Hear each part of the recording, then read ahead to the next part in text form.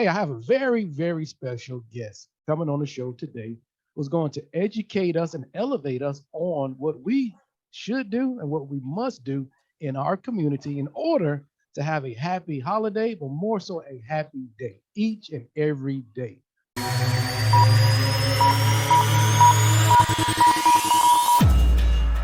365 days a year, 24/7. And I'm talking about the fame, I call her famous, the famous Connie, Miss Connie A. Thanks for joining me. How are you doing? I am well, sir, and thank you for having me. You are more than welcome. I first met Connie years ago, back in the state of Mississippi, because uh, she's the only person, outside of Oprah, the only person I know that had a mansion on the beach.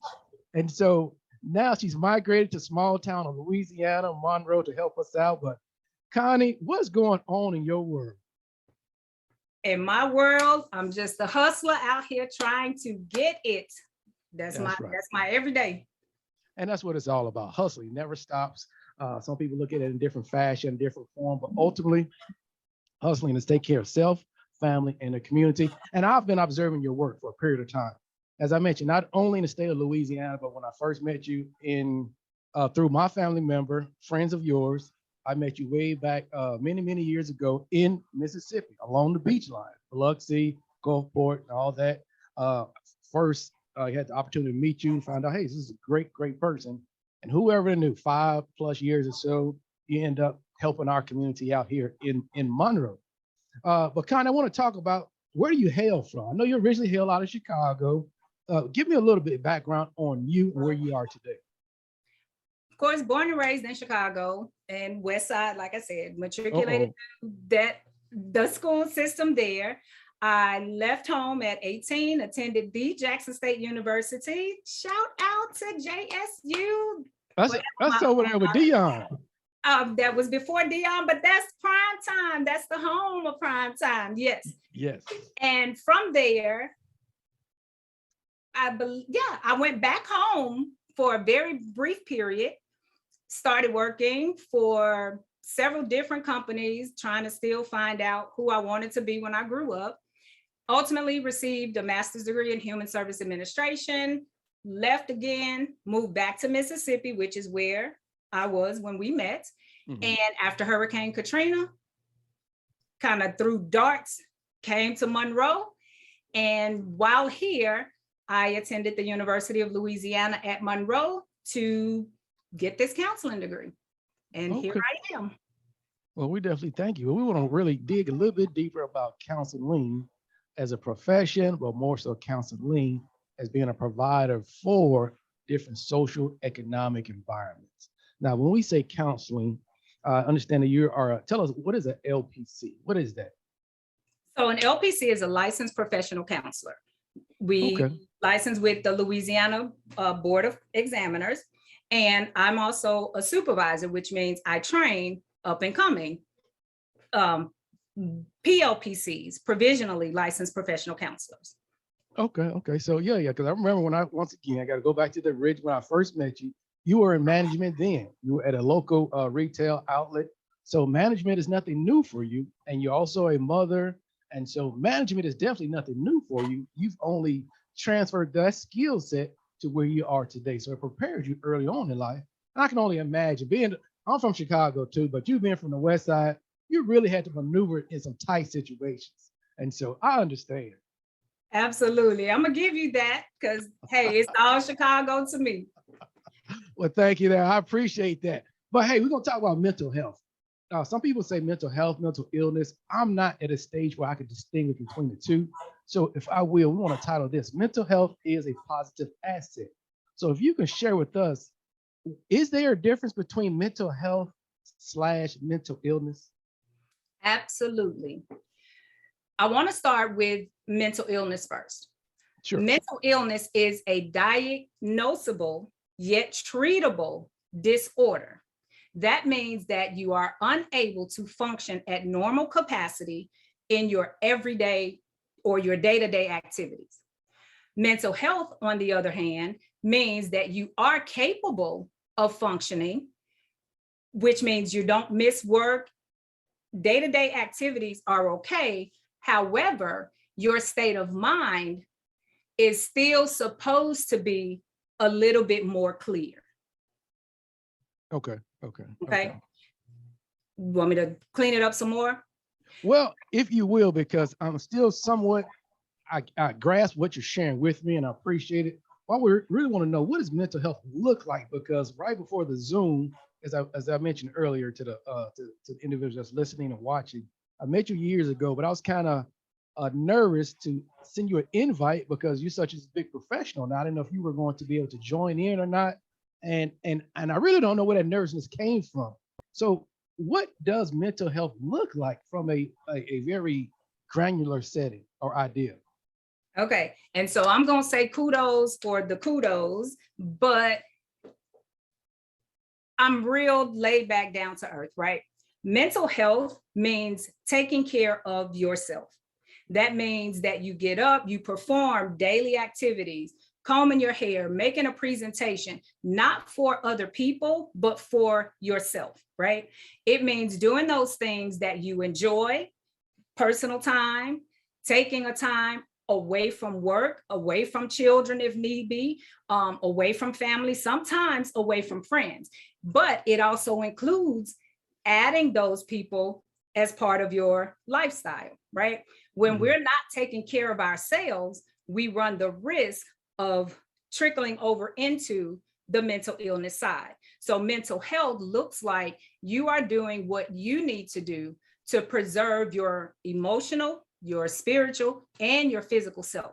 So it's a combination of, it could be exercising, physical health, right? Mental health, knowing when you're not okay. And it's okay if you're not okay, but it's not okay to stay that way. So if you are feeling, let's say, sad, that's common. And I try to stay away from normal, because normal for one person is not necessarily normal for another person. But that mental health says, I'm healthy enough to know when I'm not okay, and I will talk to somebody. It does not necessarily have to be a licensed counselor, but it could be you phone a friend. Hey, I'm not feeling well. I just need somebody to talk to. That's mental health, right? And then actually taking a look at what's causing the sadness, or maybe what's triggering the stress. But having enough awareness to realize that these are some areas that you may need to look at, take a look at, or these are some areas where you need to pull back and start taking more care or better care of yourself. Okay. Okay. So as you explain all that and give me all the outlook or the psychographics of mental health, but take somebody like me that I don't want to be discriminated by presenting this this position that I'm in, where I feel so out of place, or more so, I have made it just normal or common the way that I feel. Anytime I get nervous or I become sad, how do I know what's excessive or not? Or is the only way for me to identify that is to come to a professional like yourself? So there are some strategies that you can use. And of course, we have coping strategies, we have checklists. Mental health says, I get up daily, go to work, perform whatever that looks like.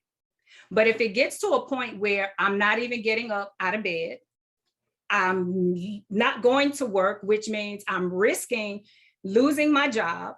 Now, because I'm risking losing my job, if I hadn't already, now I can't provide for my family. I can't provide for myself. Now we're crossing the barrier or the line to say, this is when it's time to seek help. Now, you might not be able to do that for yourself, because when we're caught up in it, if I'm sad, I don't want to get out of the bed. I really don't want you telling me, hey, you should probably get up and go do something.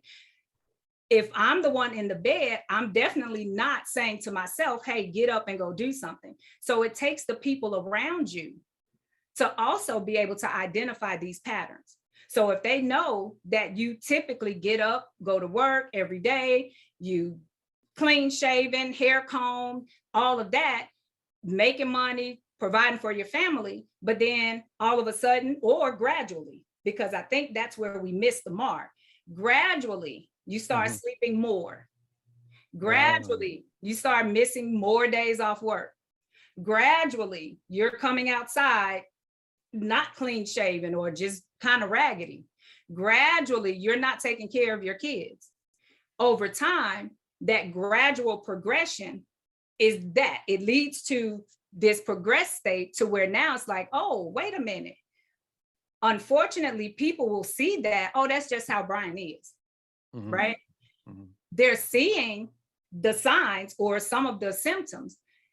Two things though, if they don't recognize the symptoms, or if you're the type of person that does not take constructive feedback well. So if somebody's coming saying, hey, bro, I think you need to get up and talk to somebody, and you yelling, screaming, cursing them out because that's not the state of mind that you're in, most people back away and they just let you stay there. Okay. Sounds like you just identified a percentage of individuals that are in my ecosystem itself. And so I think we all need to do some type of self-evaluation or self-reflection and reach out to a professional like yourself. So give us some contact information on you, how we can reach out to you. I can give you the phone number, 318-348-9269. My business is Keiko Effects LLC, and just an FYI, that's a mashup of Kaden and Connie, which is mine and my daughter's name. University, SBDC building at University at Louisiana, or excuse me, at ULM's campus is where my office is, but I also provide telemental health. I'm also a mental health and wellness speaker. I also do training. I also do self-esteem workshops. So you name it. We can't miss you because you're on social media itself. Your office is located right down the street on the ULM campus where you graduated from, Louisiana Small Business Development Center. Telephone number. You're going to provide us your email address. I'm going to go ahead and post that as well. And telehealth. So, hey, we can't miss you. At Free Spirit Counselor on IG, Connie A on Facebook. Okay. So one more question before I go ahead and give you back your time for the day, because I know you probably have a lot on the schedule. Now, when we talk about mental health itself, is it ultimately a end goal that we can be diagnosed as healthy, fully healthy, or am I even presenting that correctly? When looking at it from a global perspective, there's not an end game. It's a constant strive to be okay, to be better. It's a lifestyle. It's a lifestyle, and it has to become a lifestyle in order for it to manifest and to show up every day. Yeah, that's powerful. Okay, I like that. So I sure appreciate your time today, Connie. We'll give you the last couple of minutes. Anything you would like to highlight, anything that I missed to actually discuss with you, and then we'll go ahead and end it, but you got the last few moments. So first, I would like to say thank you for this opportunity. I greatly appreciate the work that you do in the community as well. And the takeaway, two things that I say often: it's okay if you're not okay, but it's not okay to stay that way. So we have the resources, we have the community, we have avenues for which you can get some assistance if needed. And the final thought for this conversation: the glass is not half empty or half full. It's refillable with endless possibilities, but only if you're willing to fill it. I like that. What's your telephone number again? I like that. 318-348-9269. All right. Once again, I sure appreciate you, and I thank you for your time. All righty, sir. Have a good one.